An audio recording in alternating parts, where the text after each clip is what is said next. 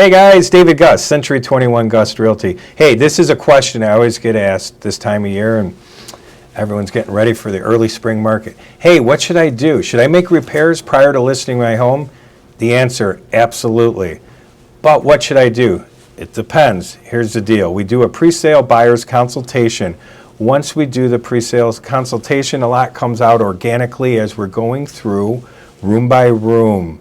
We go through the garage, we go through the basement, and the home seller and we start to jive.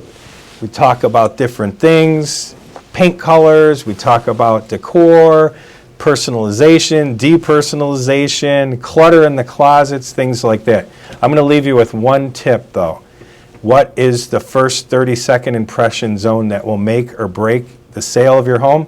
That's your front door. That's when they walk up, they're taking the key out of the lockbox, what they see, what they hear, what they smell, all the senses come into play. The buyer's opinion is formed as soon as they walk in that door, put on the shoe coverings, that's it. Those two areas, right outside the front door and once inside the front door, will make or break your sale. That being said, reach out to us today. Let's get a pre-sale consultation on the books for the early spring market. Take care, guys. Have an awesome week.